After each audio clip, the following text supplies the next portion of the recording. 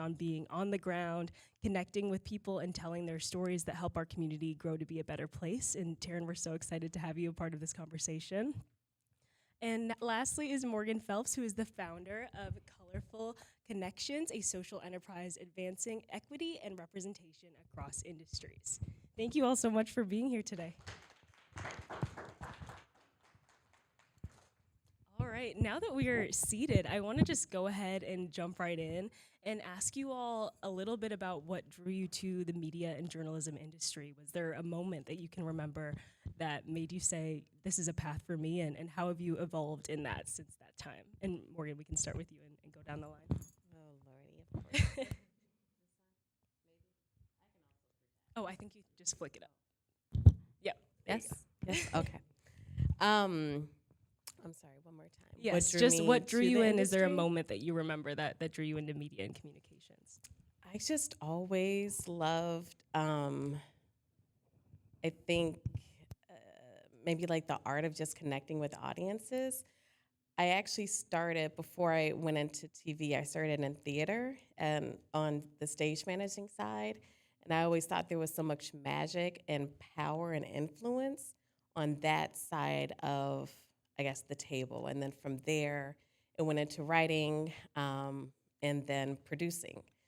So similar to stage managing. And from there, I just really appreciated that part of it, of being able to shape narratives, helping with the storytelling, connecting. I just thought it was fun, truthfully. So, yeah.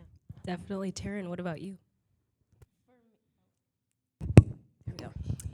For me, I like to tell people it was really like an organic growth, my interest in like actually being a reporter, just because I've always enjoyed writing, just on my own, whether it was journaling or like short stories kind of thing. But I've just always had a passion for writing in general.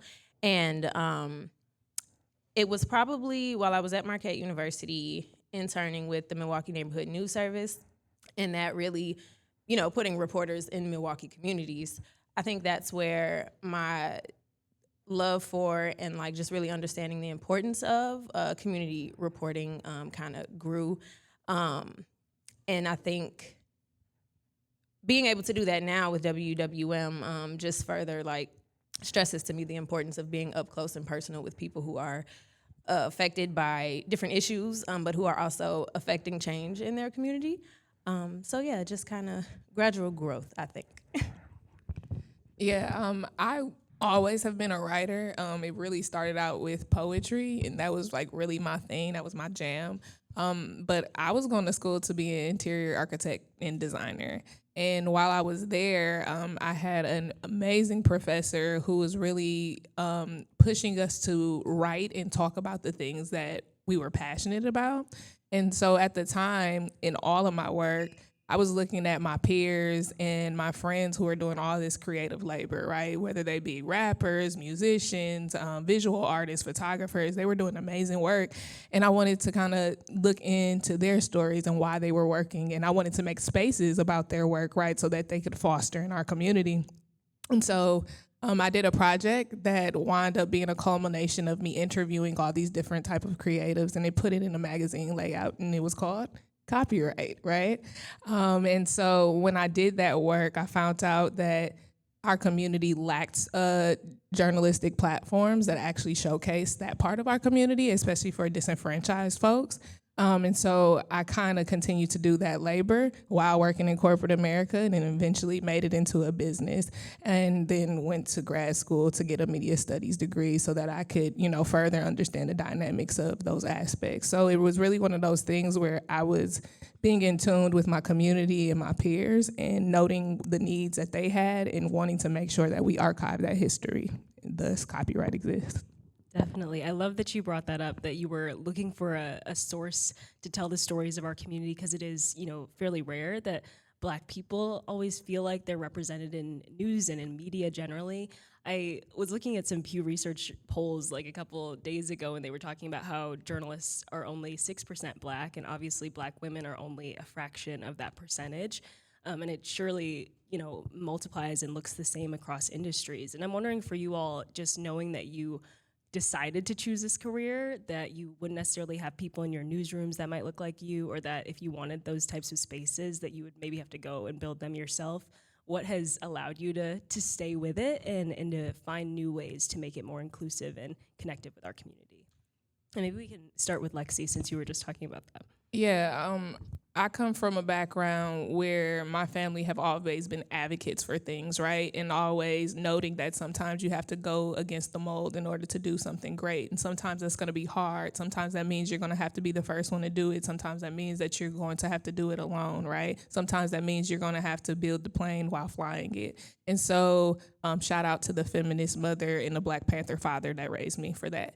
But sometimes you just know that, right? So me doing that research, right, and then me further going into it and having a degree that allowed me to kind of dig into creative communities through a mediated lens, I really got to see the aspects of where there's a disconnect, right? And noting that historically, Black voices have been villainized, they have been silenced, and there has always still been a push, whether that be grassroots or whether that has been underground, to keep those, the things that we do at the forefront of our existence, because we help make this world the place that it is. And so building a platform that allowed me to do that in an authentic way without going through the red tape that it may be in other newsrooms was really important for me. I did not want to compromise my community. I did not want to compromise myself. And I also wanted to be very clear for the vision and the mission that we stand for. And sometimes that looks like not getting those sponsorship dollars. Sometimes that looks like not getting that funding. But I've still been able to do that work. And I think that is greater than any kind of monetary value, any kind of global recognition. My people know, and the archive exists. Yeah, Taryn, how about you? I mean, I think over the last year, we've seen tons of race teams kind of slashed and eliminated from newsrooms across the country. For you as a race and ethnicity reporter, I guess, like, what responsibility do you feel you carry with that? Or how have you, I guess, like, sustained, given that you see that across, the globe? I think it's important to be vocal with my team at all times, that, like, this work is always valuable. And I really feel honest in saying that I think my team does know that, and we're always working to make sure we're approaching things, respectfully, and, getting as many perspectives, and just further emphasizing the issues that affect the Milwaukee community. And I think the way I manage it is, I mean, for one, it's, of course, like, a lot of stress as well, because I don't want to be the only one carrying all of that at the job. So I do try to make sure that, I take self-care myself, to understand how I'm navigating what's happening around us. And then just being able to think about, like, okay, how do I put this into my work while also not taking all of that on? And I think I continue to see the value in my role in the community as well, because people, for one, being surprised to see a Black reporter in the community, and not just for something negative. So I try to make sure that I'm present. People see me. I see the impact in, like, parents saying that, I remember it was the former Judge Derek Mosley who mentioned, his daughters wouldn't get out of the car until they finished hearing a story that I did. So, like, just seeing that impact in the community in real life, I think that's something that keeps me going, and, keeps me in front of, like, the news director and then our general manager, and continuing to have those conversations, like I mentioned, just that this is important. How do we approach this? Who do we get involved? What voices do we need?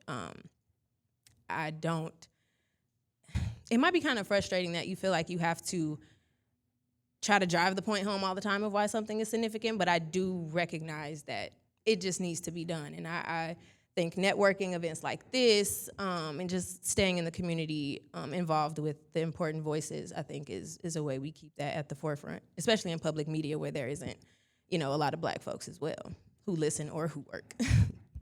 For sure. And Morgan, for you, you've worked in journalism. You talked a little bit about stage production, and now you've transitioned into communications. And so much of your work centers around both, like, inclusive hiring and training companies how to maintain sustainable inclusivity practices, but also how to communicate with communities that look different from them if they are majority white. So for you, I guess, like, what has made you stay in that lane? Because so many people, I guess, might abandon it or be like, I don't want to even, do this anymore. So for you, yeah, what keeps you in it? I think the frustration that we've been talking about not just keeps me in it, but is what got me into that place, into this role. So what I glossed over earlier is that yes, my career started in journalism, and even I went to Medill for grad school, and one of few right there always. In TV, one of few, then crossed over into communications, of course, one of few on the client side. And despite the work that I was doing, the agencies that I worked at, the projects, it was amazing, but I was still at the point that started coming up with the concept for Colorful Connections. I was one of a dozen at the firm, a global firm, doing what I was doing globally, one of 12. And within that team, one of 2 people of color. So the work, the conversations, all of the things was quite exhausting. And at the time, that's when the work of helping to change and shift the demographics of the industry was starting to become more of at least a priority that was verbalized, but there was no change. So I was trying to figure out how to influence that. My rationale was that we take client briefs from any client, fill in a blank for whatever it is every single day. We figure out a way to make it happen. We can create these ideas, we can create these solutions, these innovations to address a client need. And if a client came to us with the problem of, hey, I need our workforce to truly reflect our demographics, our consumers, our audiences, whoever those stakeholders are, we would figure out a way to do it.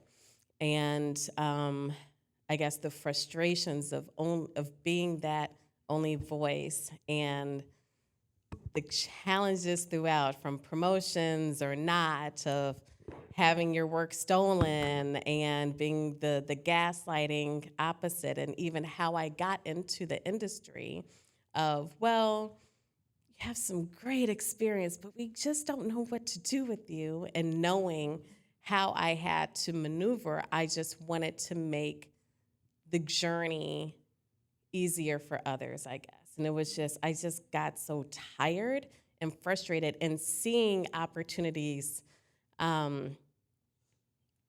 where that shift could take place, and it just wasn't. At the time, I was running an organization in Chicago for women of color in the industry, hundreds, and all I would hear from these top agencies in Chicago was that they're not out there, we're not out there. And I'm like, I have hundreds who want these jobs. What are you talking about? Had a couple of programs, and still it wasn't helping with the actual job placement part of it. And then, of course, there's that aspect, but before you even get a job, or to be able to get there and then also stay is the other challenge. The culture has to change too. So that's where it became, I don't know if it's a Capricorn in me or just like, I don't know, just having this can do and you can figure it out, and having to be in that position of always figuring it out. I have a plan. I shopped around for a no for, I think, about a year and a half as I met with different industry leaders to figure out, is there a no, because I am risk averse? And the answer was no, keep going, keep pushing forward and create this startup company. And to create something from nothing is quite challenging, I'll say. To grow an organization in the climate that we have been in is quite challenging and interesting. But along the way, as we would place candidates in these workplaces and these roles and positions that they truly wanted.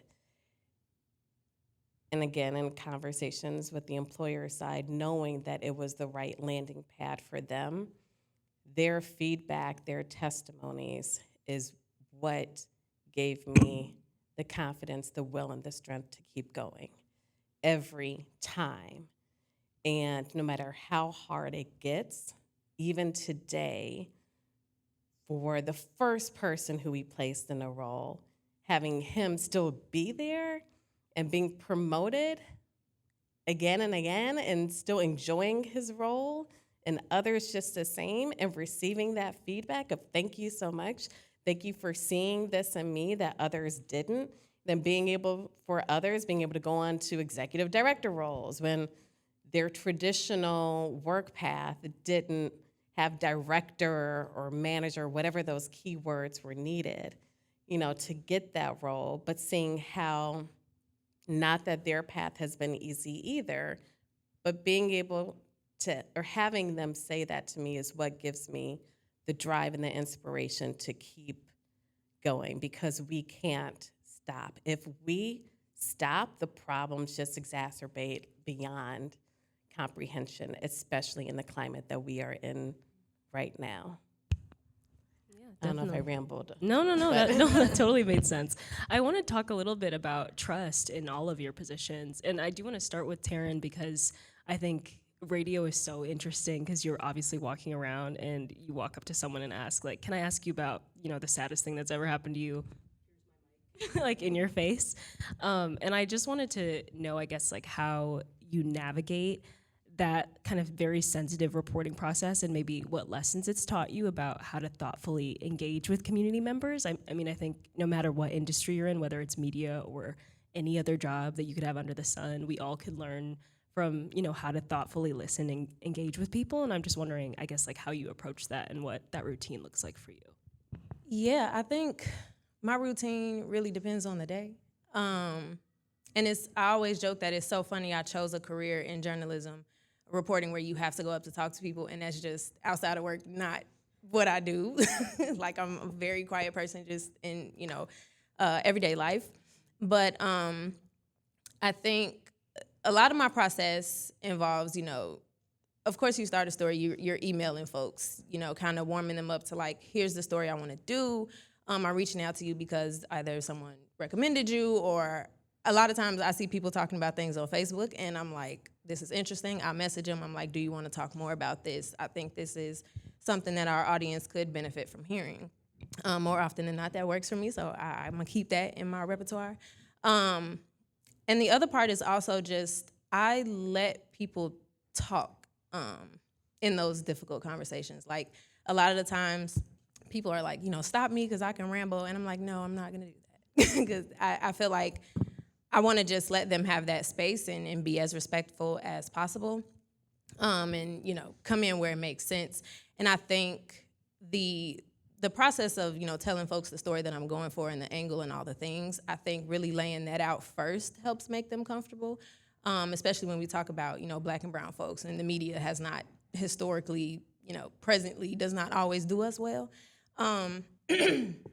So I think having those conversations, before you press record helps make people feel comfortable. I let people know, share as much as you want to share. I don't want to pry too much. If you want to go off the record for a second, you can do that too, But I really just let folks just have the mic. I'm just there to listen. And I think I also try to carefully approach whatever topic that comes up, because talking about race makes people uncomfortable. Talking about your personal experience about certain aspects of your life, like, it's uncomfortable, so I get it. And I don't want to make anybody feel like I'm just dropping in to get this story and I'm gonna air it and I'm not gonna talk to you anymore. Like, I really want to try to make them feel as comfortable as possible. And I look at other people's, other reporters' stories, just to see how they approached it, get some insight that way, and look at how I want to go about it differently, or present something to, this source that I'm talking to is like, what do you think about this? Like, how does this connect to you? All the things. So I think it's just me really being thoughtful is what I try to prioritize because, that's a human at the end of the day. Like, it's not just a story. And I want to make sure that the way I go about reporting and interviewing, like, that helps build people's trust in the media, in me. So if there's something that comes up related to the topic we're talking about, or if there's anything you want me to pay attention to, like maybe this will be good for y'all coverage, I try to make sure, like, I create that kind of atmosphere for folks. And so, after we finish, I let them know, is this the right way you said this? Am I interpreting that right? I send them the story afterwards to get feedback because I need to know, like, did this go how you remember this going when we talked? Is this a full picture of what I came up with? From a 30-minute to hour conversation, I have to dwindle down to 4.5 minutes. Like, is this still what you saw or what we talked about? Like, does it still align? So I think just thoughtfulness in those difficult conversations is really what I try to keep at the forefront and, ask the questions that make folks comfortable and want to keep talking more. Awesome. And Lexi, I want to talk a little bit about Copyright's new project, the phone booth, and just a little bit about how you are archiving Milwaukee history and also highlighting artists and musicians through that. And I'm wondering too, when it comes to documenting people's history, so much of our, I guess, like cultural conversation right now is like, who gets to write your story, who gets to maintain those records if they do. So I guess, like, what was the goal behind that project? Yeah, so it's really the nuances of how we started, right? Being there in spaces with people as they do their craft. I'm somebody's mother now, as you guys can see. So I don't get to necessarily have those impromptu moments as much. And as you start finding your way through this industry, you have to find a way to navigate the authenticity as it is, right? So asking people to share their talent, right? The way that they want to display it, asking them questions about their journey, and asking them about the specifics of them being a creative in the here and now in this market, right? Noting that that's different than Hollywood, noting that's different than New York, noting that's even different than Atlanta, and what does that look like here? These are the conversations that usually happen behind closed doors. These are the conversations that are happening impromptu when you're with people who value your craft or in your industry, and the public don't always get to see it. And they're not always documented because they are impromptu, right? So this gives just a glimpse into what that looks like. And so the format is really a performance of their choosing, right? Without the glitz and glamour of high production lights and all that kind of stuff, but really an intimate moment where they can share their craft. And then a follow-up one-on-one interview about, what they're doing, why they're doing it, how it is in this market. These are all the conversations that were being had when the copyright originally started. A long time ago for me, back in 2013. And these are people who are doing this work because they have to, right? Because this is their lifeblood, right? And so a lot of times we're not seeing it. We champion a lot of people who make it to the big stage. We champion a lot of people who are having creative success or have been able to monetize. But what happens before that? What happens when you're still grinding? What happens when you are trying to figure it out? How do you tell that story? And so archiving it in a place where, again, somebody from the community, because I'm not an outsider, right? These are my people, right? I'm getting old, but these are my people. These are the type of people I grew up with. And so me holding the archive is different from a large institution holding the archive. Me holding the archive is also noting that I am one of those people who have to be held accountable in that, right? And me holding the archive also means it's accessible, right? And so what does that look like to have an archive that is accessible, to be a part of the piece of history for the future, right? It'll exist as long as I can maintain it existing. And then what does that look like, putting it into spaces where that archive can be carried on into the future, whether that is putting it into an institution but having a backup somewhere else, whether that is the archive living in people's homes, right, like the Tangible magazine. So you have to do it from so many different lenses, because in the space I sit in now, I'm sitting in boardrooms where they're talking about erasing the archive, right? I'm sitting in institutional spaces where they're like, how do we how do we document the things that are going on? So this is a part of that work and that labor, and it just so happens that we get to go back to our origin story and capture people doing their creative process and noting that that is a big part of who we are as a community. And again, making sure that we tell that story through the lens people want their story told, not us just coming to the table with the lens that we're placing on it. Sure. Thank you so much for sharing that. And I had to flip my notes because I want to make sure I get this number correct. But recent data from the Bureau of Labor Statistics showed that Black women lost 251,000 jobs between January and August of 2025. And Morgan, I wanted to, I guess, like frame my question for you with this information, because I imagine trust with the people that you're working with is, you know, hard to manage. That, you know, we're in a time where a lot of people are probably feeling a lot of career despair or frustration with every industry, and it's kind of like non-discriminate how they are being impacted in that way.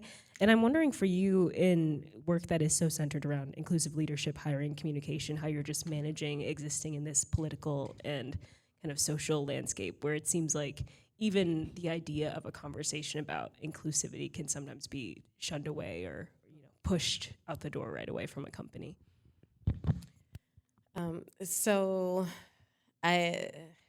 Good question. Probably can answer a few different ways. So where I'll start is saying that they are difficult conversations, but they have to continue.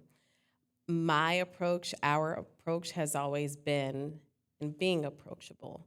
So I think from some of what was also shared in terms of just being curious, there's always, whether it's trainings or talking about the hiring process, there's a lot of, and this is from, you know, the employer side, the candidate side, just the same, just to not have, as difficult as it is, to push against the idea that, right, we all have biases, right? And biases that are grounded in, you know, if we're looking at it from this perspective of, sure, I got let go and, you know,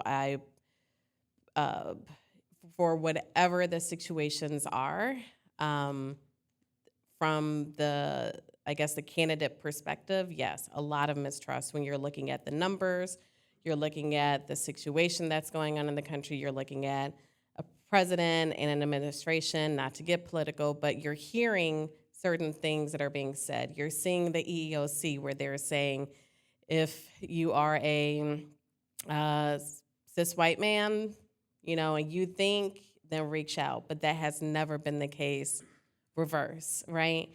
So you're seeing all of these signs that are basically pushing against you, and it takes a lot out of you. It takes a lot out of your confidence for a lot, if we're just focusing on Black women, where, yes, we are the most, you know, highly educated. We are always, for some reason, it's just a consistent trend where the unemployment rate falls heaviest on our demographic, and especially with the changes since you said 2025, but started in 2024, for never being unemployed before. And now suddenly that rate is jumping, and it's not, the situation and the circumstances aren't necessarily creating an easy pathway for us to re-enter the workforce.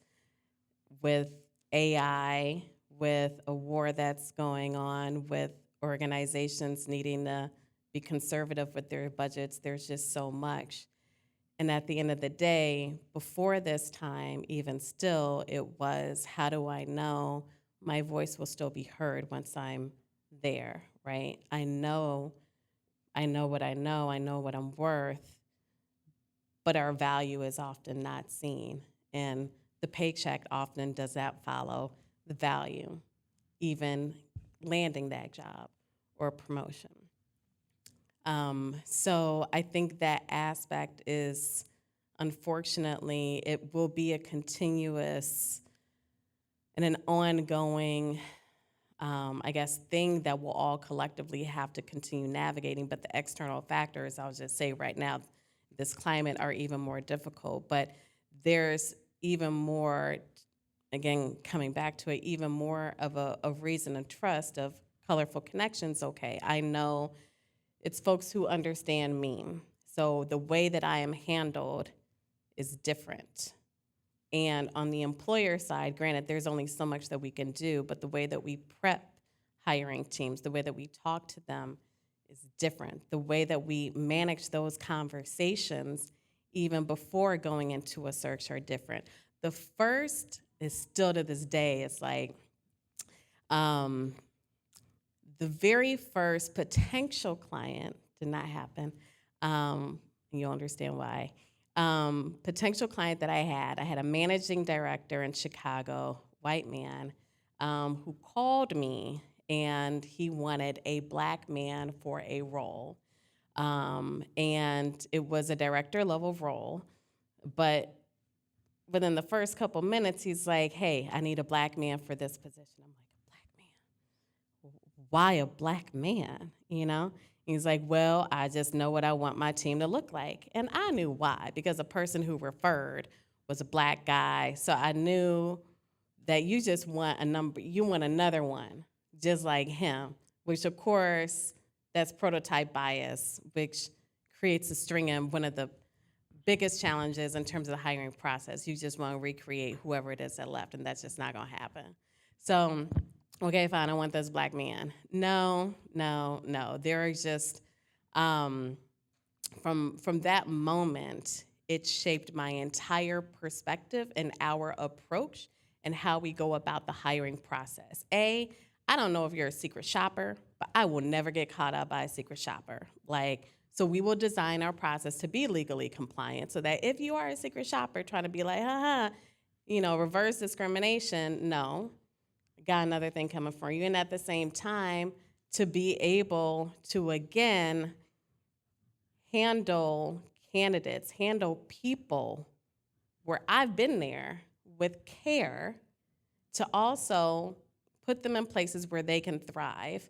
And you and your organization, from this very short conversation, do not reflect those values. I don't think, even if we did find your purple squirrel, this would not be a good match. This would not end well long term. Once they're even there, even more challenges. And I don't want that coming back on me in any type of way. My spirit of starting this organization so that those who are underrepresented and underestimated can finally have the shot that they need and have an advocate that we often don't have, or we have to fight this alone. I'm not gonna go ahead and do all this just to then, walk away just for a buck and then have someone in a worse situation at a time, let's say right now, where, the workforce is at a horrible place and stage. So even more so, to risk having someone who's coming in at such a vulnerable place and level where, sure, I might be willing to take a pay cut, sure, I might be able to be willing to stretch for this position or that, but at the end of the day, again, the trust and handling with care on both sides is, it's critical. And that will, how that relationship is managed, how those conversations will happen, unfold, and what they are will vary so much, depending on what's happening. But at the end of the day, it can't be, I don't know what I'm trying to say at this point. It's just at the end of the day, I've just seen so many, from this perspective, so many interviews and opportunities gone wrong in some unfortunate ways of calling someone, they don't look black, so they're not black. In which case, why are you coming to me? Colorful connections. And granted, it's not just about racial diversity, because that's looking at the protected characteristics, which is partially what's getting us into this problem at the same time. But you're not seeing the person. You're not seeing their experiences. You're not seeing the value that they can bring. This is the hiring part of the process. Oh my God, what's gonna happen a month, 2, 3, or however many years in? if this is what you're seeing now and this is how you're talking to someone now, how you're shaping your interview questions or you're perceiving them, and all that comes with it. So I answered your question, but I gave a whole lot more.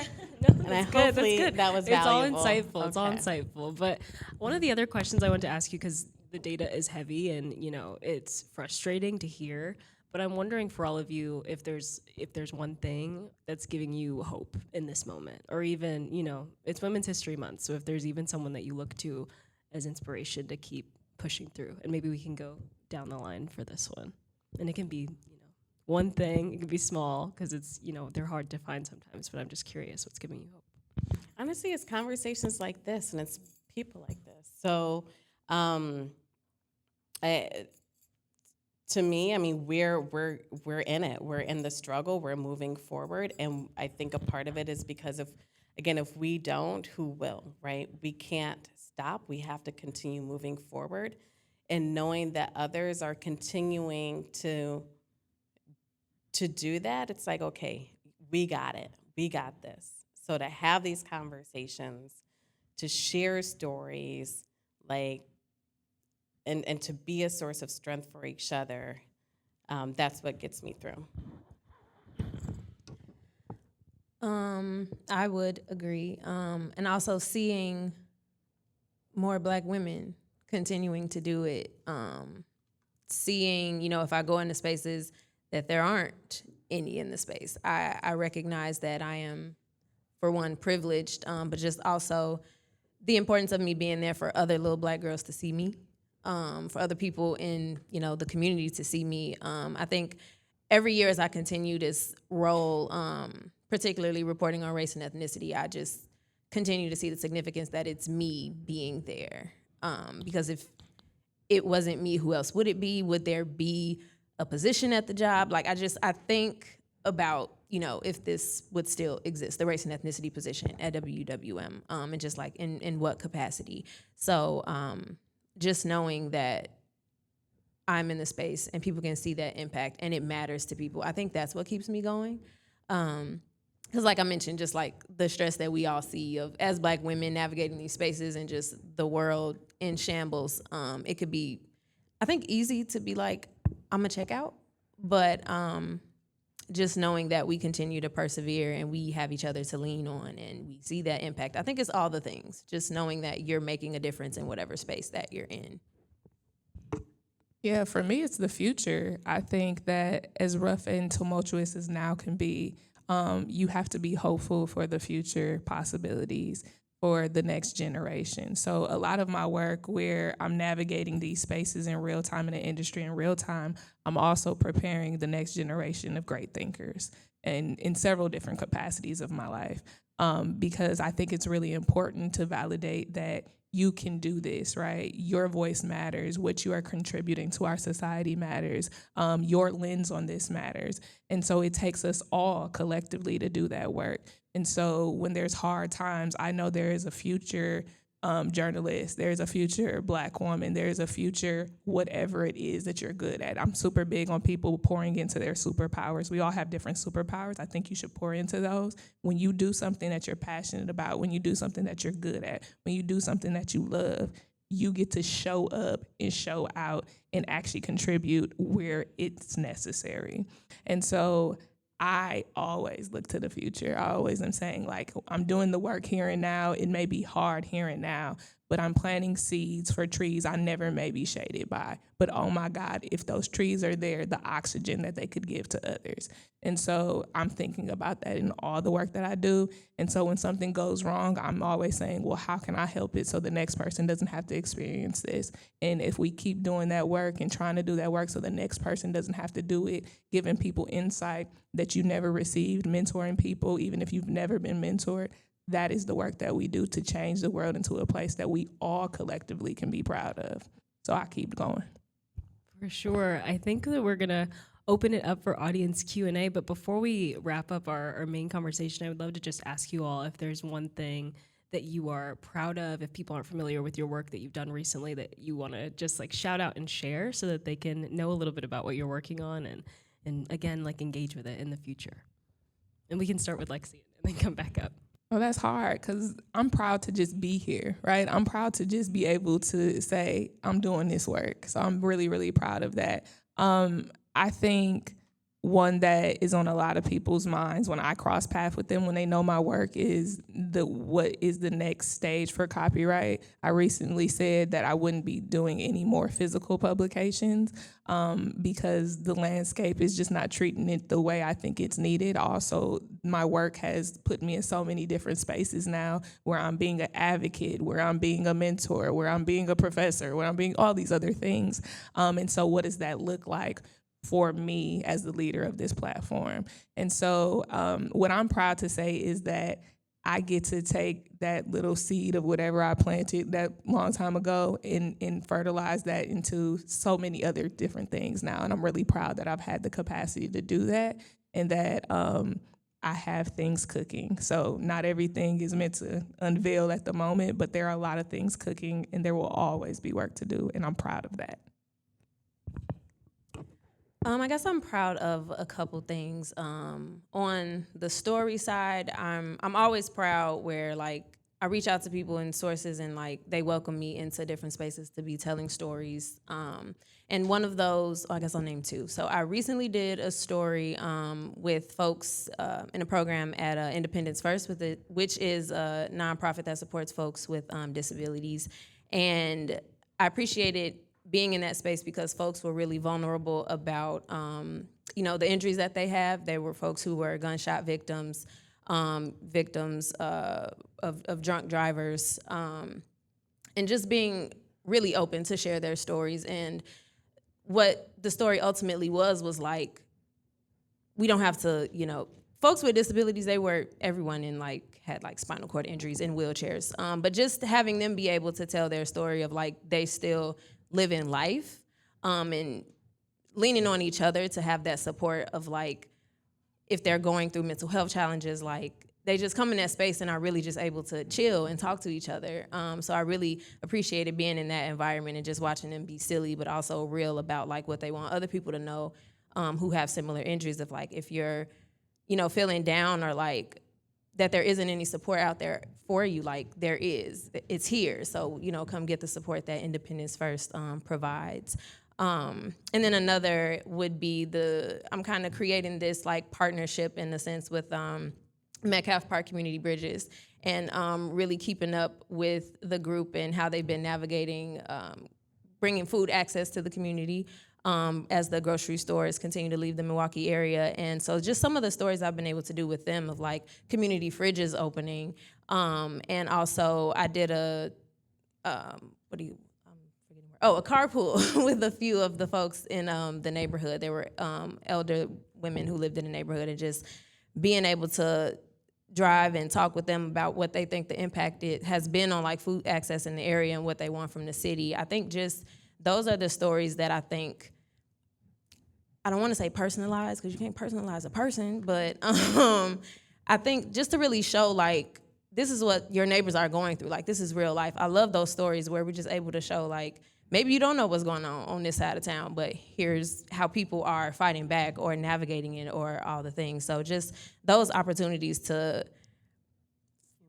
exactly, and introduce more people to public radio as well. I really value that. And then on the other side of what I'm proud of is the fact that I am in this role because I started as the first Eric Vaughn Broadcast Fellow at the station.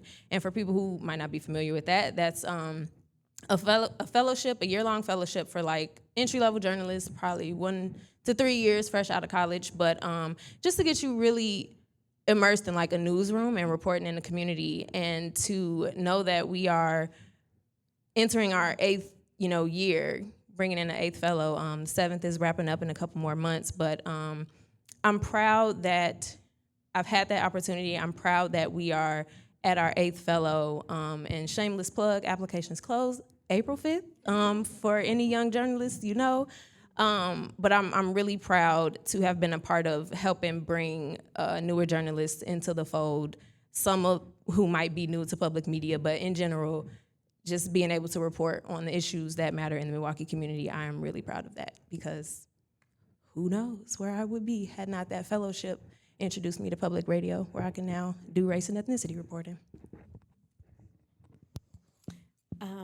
I would say I am proud of a couple of different things. One is the fact that I'm still here right now. Over the past couple of years since the 2023 SCOTUS ruling, at that time just for colleges and universities, that's what it impacted, but of course we knew some knew what was around the corner. But since that time, there has been such an attack on this work, on the work that I do and the work that we're doing, that to be here right now and not having started with an investor, although I tried, or whatever backers and partners and whatnot. I started this, I grew this from the ground up with my savings and a lot of sweat equity, yes, Lexi knows that story. So it's quite challenging to do as a Black woman and the one who is doing it, not a team of founders that's coming together of this is a need, this needs to happen, how do I push it forward and to actualize it and to still be here, I guess, is one, proud of that. Secondly, there was a summit last year. We held our first ever summit where we gathered leaders from different organization types and industries to come together and do some peer knowledge exchange. And it was, guided session, information session, half-day summit rather, had some panelists and speakers that came through, and it was so hard to pull together. I'll just say that. At a time and a climate when everyone is trying to run the other way, even those foundations and organizations that are here to exist for the community for reasons like this, were like, excuse me, So that happened, and it went so well that this year doing a second one, a 2.0 with the Milwaukee County. Minneapolis is bringing us to do the summit, and Chicago is bringing us UIC, and the fall is bringing us as well. So for the very first one, in a climate that we're in right now, an understanding of the organizations who care about doing this work are still finding a way and still willing to be bold enough to partake in this. It's a lot to pull that together, and I think speaks volumes. It's still a challenge to be able to move this forward, but the fact that it is happening is so much in different cities. And granted, we've done work, outside of just the Midwest nationally, and we've done like global workshops and trainings, but still like this at this time is crazy. So that I'm proud of. And I'm also proud, a couple years ago, we started Equity Cohorts, which is a network for leaders who are doing work. They're driving change within their respective organizations. The title varies, the department varies by organization, of course, because how the work lives within organizationally, structurally within organizations varies. So might be HR manager, might be someone with the people leader, culture leader title, it's all different. But pull together this group of leaders who, the summit is a big convening of everyone, and this is on an ongoing basis, having leaders to connect with each other, to still troubleshoot what's happening, bounce ideas off of each other, just pour into their own cup so that they can continue doing the work that they're doing. Every time I think, well, maybe it's about time to sunset, or does this need a pivot? I get the exact opposite. So even with this group. So those are just a couple of things that we're doing. And still, I would say, even on the hiring side, I am still proud that regardless of everything that is happening, to still receive on both sides strong, genuine appreciation for the work that we do to find mission-aligned candidates from diverse backgrounds to shine in roles where they really want to be there and where there's a lot of wonderful things that happen. Like, I love a good underdog story. I'm from the South Side, White Sox, all the things, like underdog 100%. And that I remain proud of. So. Wonderful. Well, I just want to give our panelists a big round of applause and a thank you for joining us today. And I will welcome one question for audience Q&A if anyone has one, but otherwise they'll stick around. Okay, two. We have one over here.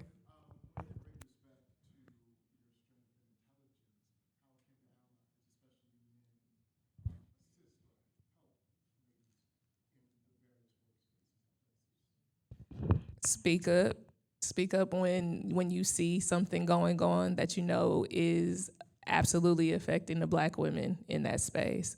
Speak up voluntarily. Don't be like, hey, because she said she needs help, I'm gonna say it. Sometimes doing that is putting yourself at risk and on the line, but we need to be a collective force. We're experiencing this the same way that Black men are experiencing what they're experiencing in their respective spaces. And so we have to be together. We have to be a unit. And I mean in all spaces. I mean in the spaces where there's just men, speak up. In the spaces where you are the only one, speak up. Speak up when it's hard, speak up when it's easy, but speak up. The more that communication is happening, there's a collective voice that says, we are together, we will not be disrespected, and we are gonna champion each other. Unfortunately, I have been in rooms where Black men create narratives for Black women as if they are a villain. And to note that that is happening in spaces. You never know what's happening when in a space when you're not in that space, right? And so if you are a true ally, it doesn't matter who's in the room. You're going to be that person who's going to do that work no matter what. Ally, I'll say equity broker. That's a term that we often use as well. So just from the speaking up perspective, I would ask to go a little farther than that too. So let's say we're just talking about like jobs or just opportunities for someone. There is the, oh, sure, you should connect with, or you should meet, or you should know so-and-so. Here's their information. Or, okay, I'll just shoot this quick introductory email and then take it from there. No, it does not work like that. What I have seen work, but work less for Black women, is that extra step. And I'm saying this also as an entrepreneur and business owner, that I have seen this less on our side for us. Of here is an opportunity, so y'all should meet. Sure, I'll step out the way, maybe in a week's time. How did that go? Did that happen? Make sure that connection happens, follow up, and then see if it doesn't stick, why. Just remain involved and remain a sponsor. So again, that equity broker, if you have a voice, if you have a relationship, wonderful, connect. But again, your influence, especially in certain communities and cultures, in the Milwaukee culture, this is critical, of making sure you're helping with the follow-through. Do we get another question?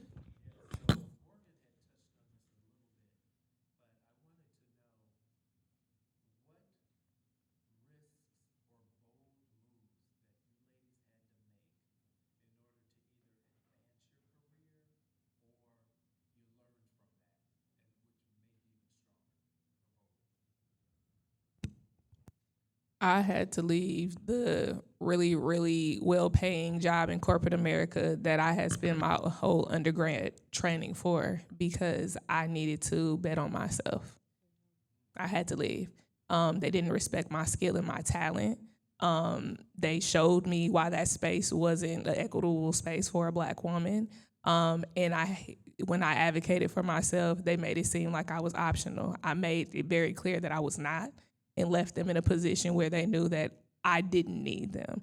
And obviously that can be tumultuous. You got bills, you got things that you were responsible for, and you're also like, what am I gonna do next? Because I don't have anything lined up but me. right? And so taking that jump and that leap and going to grad school was the best thing that ever happened to me. The best thing that ever happened to me. So I had to bet on me. And if you are sure about yourself, there's nothing that anybody else should be able to tell you. And sometimes it's going to be hard, and sometimes things are going to collapse in the process. But if you know you are capable, do it. Agreed. I left my 9 to 5, my stable paycheck. I don't have to hunt for business. Sure, I have to make negotiations and have these tough conversations, but it's within, some type of walls of stability, right? And the devil, And I took a bet on that. I told you I'm risk averse in a Capricorn, and yet I did that, and that was difficult, you know. So when your life journey isn't necessarily weaved with folks who continuously take a bet on you and say yes and whatnot, that's a big challenge. Yeah.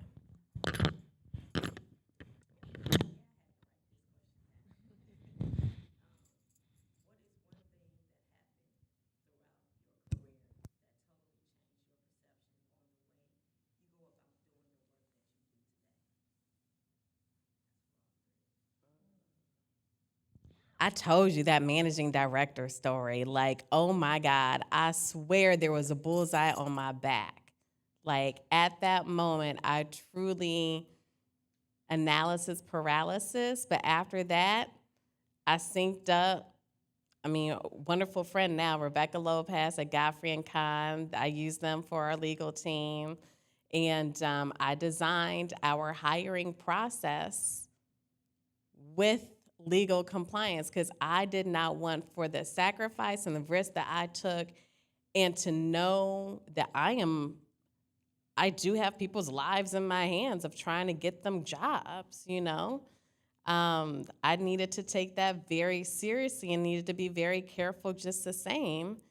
And that was a crazy situation, but a valuable lesson learned and opportunity for growth. Can you run that back one more time?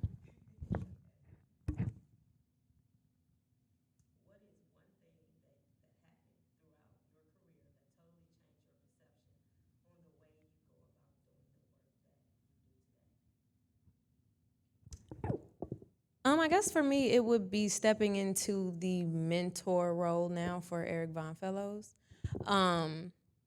It might have been a bit of imposter syndrome at the time of like, am I the person to impart, wisdom for all the things? But I think that made me, for one, do some inner self-care of like, you're where you're supposed to be because you're supposed to be there. So just, I guess, that betting on myself and knowing that I've learned things thus far that can be imparted on, a relatively new journalist to the industry, and I can also learn from them as well. So just giving myself grace, I think, just being willing to, learn at all, aspects of the journey. I'm an introvert by nature, so me sitting in front of anybody's face asking them questions is an anxiety thing, right? I had to pull myself out of that comfort zone and do that.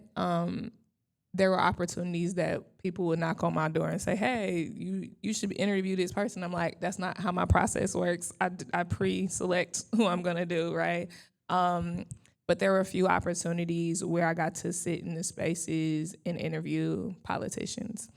That was never my intention. I like to talk to creatives and cultural makers and entrepreneurs, right? So here I am navigating people who are making decisions about my community. And I have to look them in the face and be like, nah, transparency. We're not doing a fluff piece. I want to know the real rap raw, right? And putting that out there. I'm not going to say who the politician was because I don't want that to be in this narrative. But I wrote a piece on a politician about something that we're doing that impacted the creative industries, right? When I published that piece and I saw this politician in a public space, they were like, oh yeah, I saw the piece. You wrote it like you were Wendy Williams. And I was like, that's what you thought this was? Because I put the facts in. I had the direct quotes of what you said. And I don't know if you thought that I was gonna flip that, but that's what you said. That's how you presented it. And so if my transparency bothers you and makes you feel like I'm just some Wendy Williams, which all due to respect to Wendy Williams, noted. And so when those opportunities came up, I kept taking on those opportunities to talk to politicians and made sure that I published them through a transparent lens with the reality of who they are as people in these roles, not just their title. And that has led me to the opportunity to bring politicians into my space. So most recently, I interviewed the mayor, the city commissioner, and the county executive at the exact same time. And they came to me in my space. So it gave me the opportunity to make sure to note that I don't have to do it like others. I can do it with how it makes sense for me and my community, and make sure I get lenses that a lot of people will never be able to capture because they're still too afraid to do it that way. And so I like to say that I'm the person who could talk to a politician about more than politics. And I like that. Yeah. Thank you so much. We really appreciated having you all here, and thank you again for your contributions to this work. We have some flowers for all of you, so thank you all so much for being a part of this conversation. Thank you. Thank you. Thank you.